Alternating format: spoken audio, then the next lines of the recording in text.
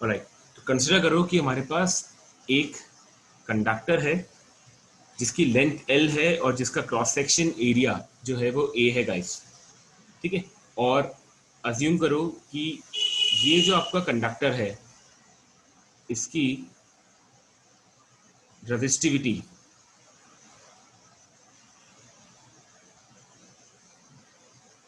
Suppose है रो, ठीक है। तो हमारे पास एक कंडक्टर है जिसकी लेंथ L है, जिसका रेजिस्टिविटी रो है। तो अपन सबने ये फॉर्मूला पढ़ा है कि R बराबर rho L by L A, by A। ये होता है रेजिस्टेंस का फॉर्मूला गाइस, ठीक है। अब अगर अपन इस वायर को गाइस खींचें, अगर अपन इस वायर को अब स्ट्रेच करें,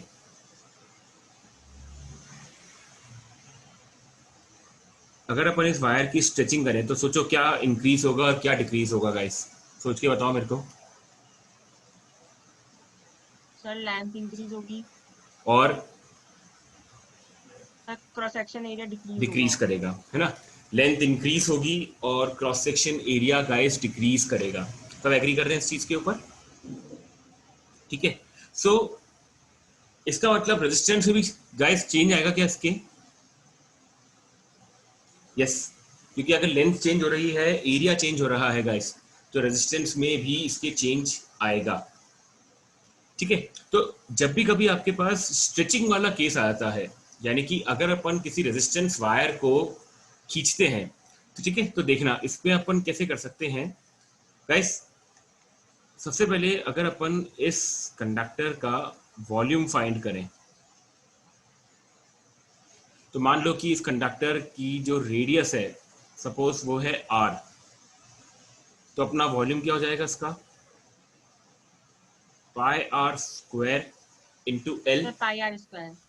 पाई आर स्क्वायर इंटू एल, ये अपना वॉल्यूम हो जाएगा, ठीक है guys. Pi r square into L को मैं एरिया इंटू लेंथ लिख सकता हूं क्या, है ना।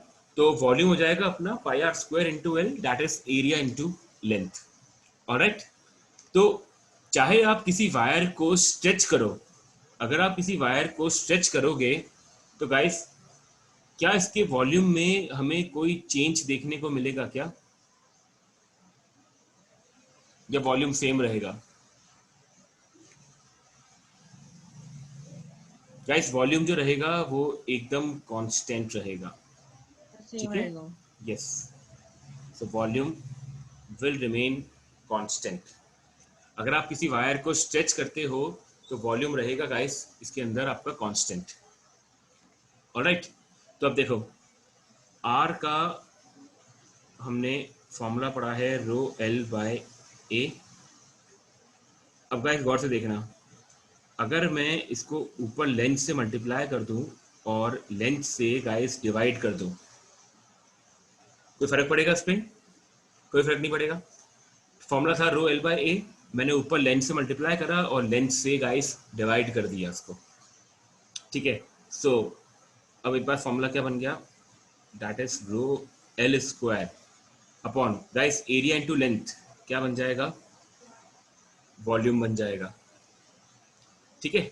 अब सिंस यहाँ पर रेजिस्टिविटी कांस्टेंट है, क्योंकि टेम्परेचर चेंज नहीं कर रहे हैं अपन, सिंस यहाँ पर वॉल्यूम भी कांस्टेंट है, ठीक है गाइस। तो इसका मतलब स्ट्रेचिंग करने पर, यानी अगर आप वायर को स्ट्रेच करते हो तो गाइस रेजिस्टेंस जो होगा वो इसके लेंथ के स्क्वायर के ऊपर डिपेंड करेगा, ठीक है। अगर आप स्ट्रेचिंग करते हो तो रेजिस्टेंस जो होगा वो लेंथ के स्क्वायर के ऊपर गाइस डिपेंड करेगा। इज दैट ओके यहाँ तक, ठीक है। ये बात देख लो समझ में आया क्या पूरा पॉइंट इस तरीके से?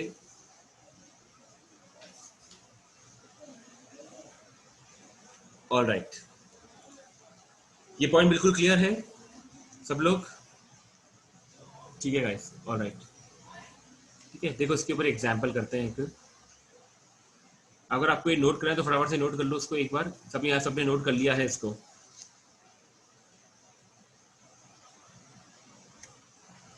गाइस यस और नो जवाब तो दो यार कुछ, और वीडियोस भी ऑन करो, लक्षिता हर्षित वीडियोस भी ऑन करो अपने।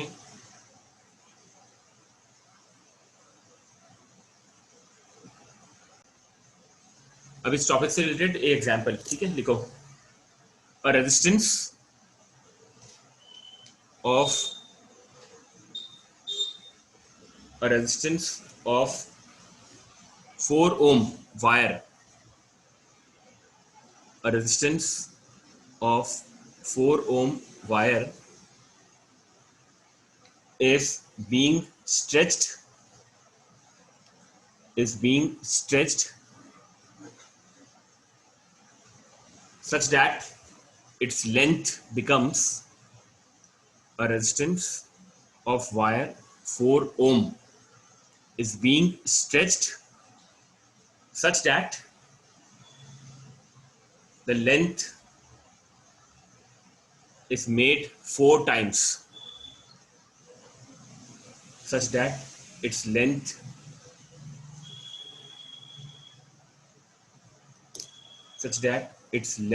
is made 4 times. Okay, full stop. Find the resistance, find the new resistance, sorry, find the new resistance.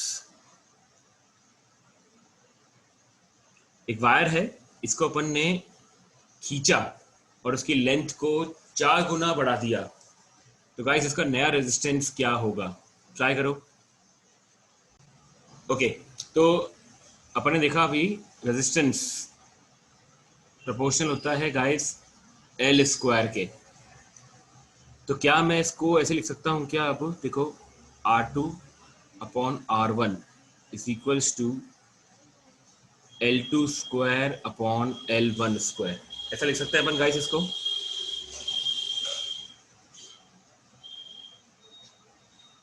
ठीक है,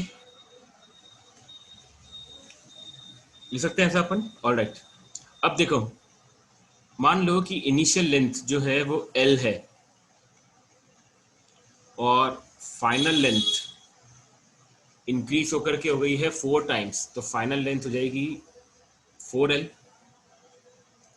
ठीक है, इनिशियल रेजिस्टेंस है 4 ओम।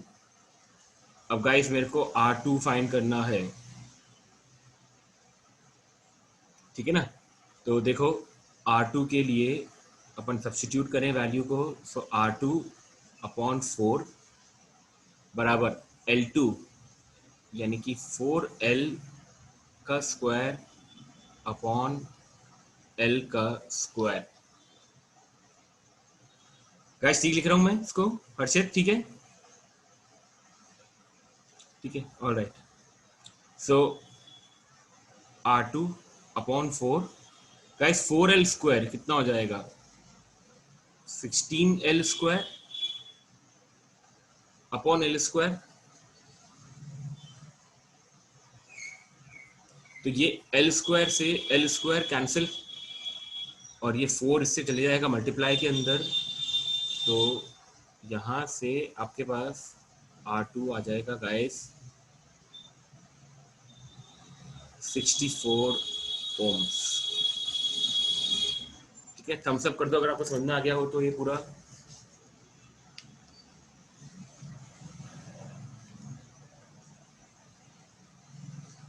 आयुष,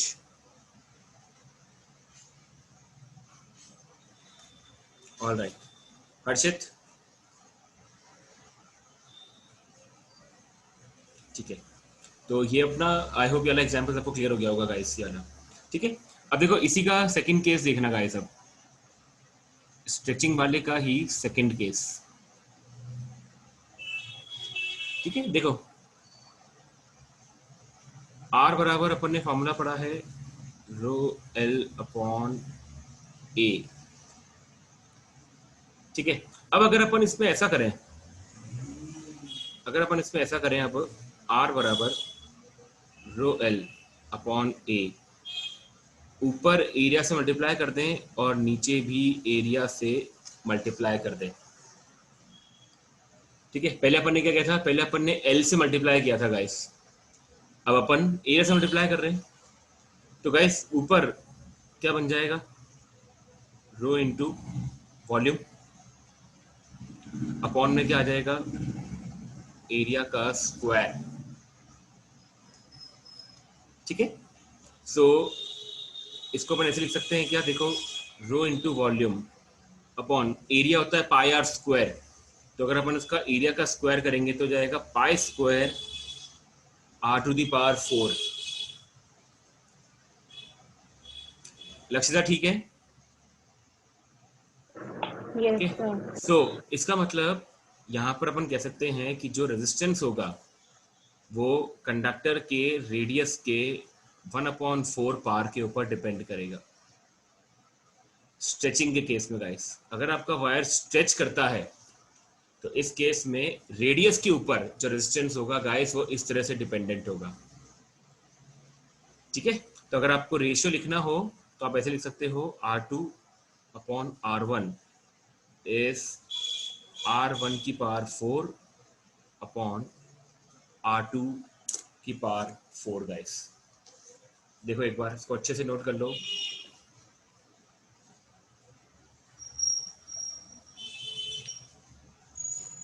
R1 की पावर 4 अपॉन R2 की पावर 4।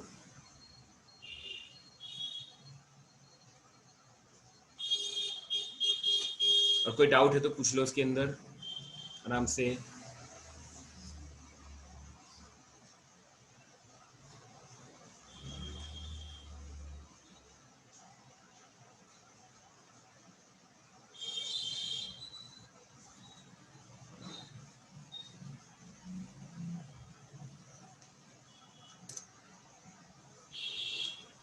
कुछ कहना है किसी को, कोई डाउट इसके अंदर बेटा?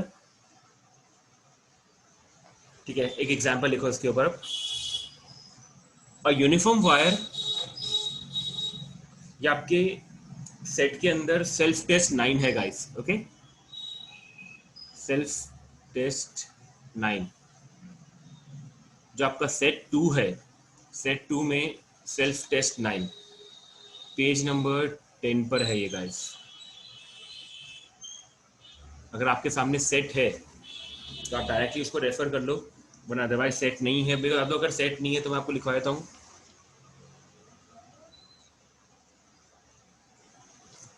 Shall I dictate guys? Ayush dictate करूँ क्या, या फिर अपने पास सेट है सामने? तो सेट है। सेट है तो देखो पेज नंबर 10 के ऊपर। ओके लक्षिता, तो मैं आपको लिखवा देता हूँ, है ना, लिख लो एक बार। कार्तिक लिखो, कार्तिक आपका कैमरा सही करो थोड़ा सा, है ना, इन्वर्टेड आ रहा है आपकी। Sir wait a minute sir, एक सेकंड। हाँ आराम से। ओके, लिखो जैसे a uniform wire of length L and radius R, a uniform wire of length L and radius R has resistance 100 ohm. A uniform wire of length L and radius R has resistance 100 ohm. Okay, full stop. It is recasted. It is recasted into a thin wire. It is recasted into a thin wire of radius R by 2. It is recasted into a thin wire of radius R by 2. Okay, full stop. Calculate the resistance of new wire. Calculate the resistance of new wire.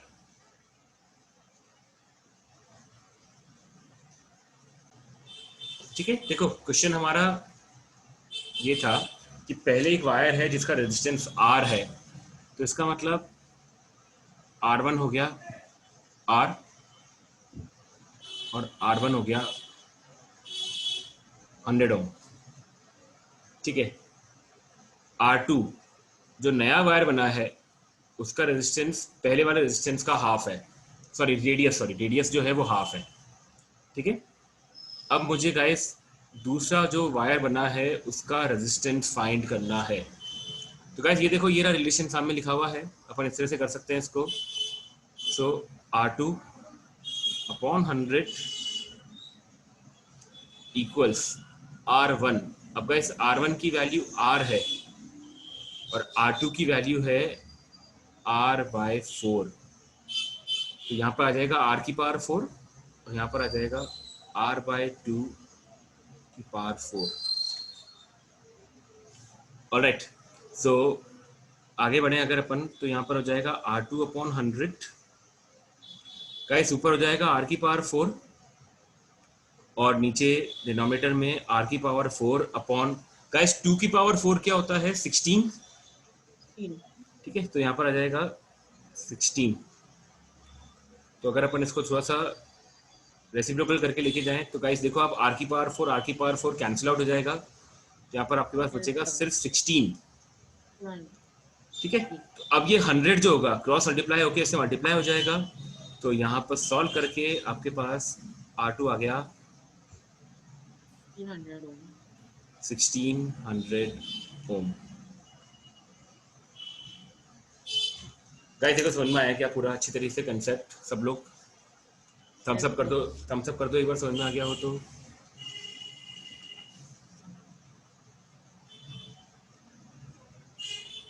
Okay, ठीक है। तो देखो, कभी भी अगर stretching वाला case आता है गाइस, लेंथ अगर चेंज होगा तो अपन को याला फंडा यूज करना है, और अगर आपका एरिया चेंज हो रहा है यानी रेडियस चेंज हो रहा है तो फिर अपन को याला फंडा यूज करना है। ध्यान रखना, ये हमेशा और हमेशा स्ट्रेचिंग के केस में ही होगा गाइस, ठीक है। विदाउट स्ट्रेचिंग आप इस वाले फंडे को यूज मत करना, वरना अदरवाइज आपका सारा गड़बड़ हो जाएगा ये सॉल्व करके, ठीक है। देखो एक बार कोई डाउट अच्छी तरीके से क्लियर है? बिल्कुल ठीक है, ऑलराइट। ओके गाइस, आज का लास्ट क्वेश्चन, फिर अपन फिनिश करते हैं आज की क्लास, ठीक है। लिखो,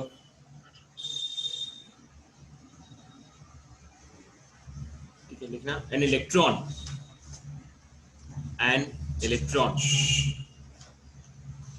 is moving in a circle. An electron is moving in a circle of radius.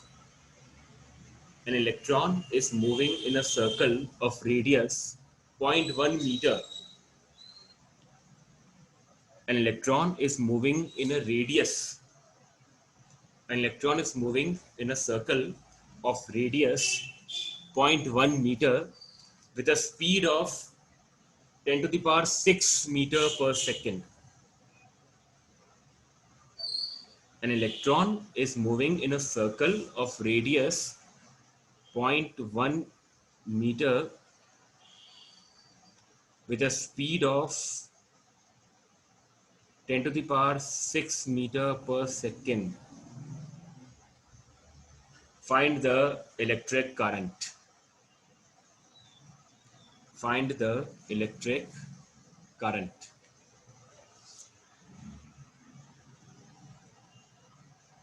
Sir, please repeat.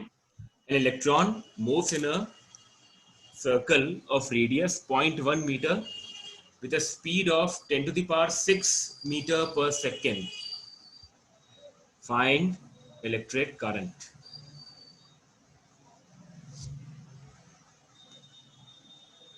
Okay guys, देखो इसमें अपन कैसे कर सकते हैं। इस टाइप के क्वेश्चन के अंदर अपन सबसे पहले इलेक्ट्रॉन का टाइम पीरियड फाइंड कर सकते हैं। तो अपन सबने 9th क्लास में पढ़ा है टाइम पीरियड क्या होता है। Time period is 2πr/v। Time period होता है guys 2πr/v in a circular motion, ठीक है। तो अपने पास टाइम आ गया। क्यू यहाँ पर क्या होगा, जो चार्ज है, तो मैंने आपको चार्ज के फॉर्म में क्या दिया है, एक इलेक्ट्रॉन दिया है, ठीक है। तो एक इलेक्ट्रॉन पे चार्ज कितना होता है, 1.6 × 10⁻⁻19 कूलम। ऑलराइट, ठीक है। सो इलेक्ट्रिक करंट का फॉर्मूला क्या हो जाएगा, Q upon Q by T. T, ठीक है। तो सब्स्टिट्यूट करते हैं अगर अपन Q बाई T को, तो Q की value 1.6 into 10⁻⁻19 upon time period 2 पाई, R की वैल्यू है 0.1 और V की वैल्यू है गाइस 10⁶, ठीक है। अब इसको थोड़ा सा रीअरेंज कर लो, तो 1.6 इंटू 10⁻⁻19 इंटू 10⁶ ऊपर चले जाएगा और यहाँ आ जाएगा आपके पास 2 पाई इंटू 0.1, ठीक है ना। तो गाइस ये पॉइंट से पॉइंट हट जाएगा, तो यहाँ पर आपके पास बचेगा 16 इंटू 10⁻⁻13 अपॉन 2 पाई।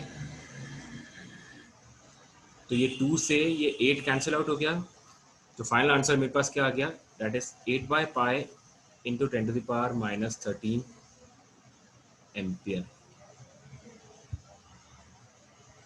ऑलराइट गाइस, ये थम्स अप कर देना एक बार क्लियर हो गया हो तो। चलो ठीक है, अपना टाइम भी ओवर होने वाला है गाइस, ठीक है। मैं रिकॉर्डिंग शेयर कर दूंगा आपके साथ, ओके। चलो, थैंक यू स्टूडेंट्स।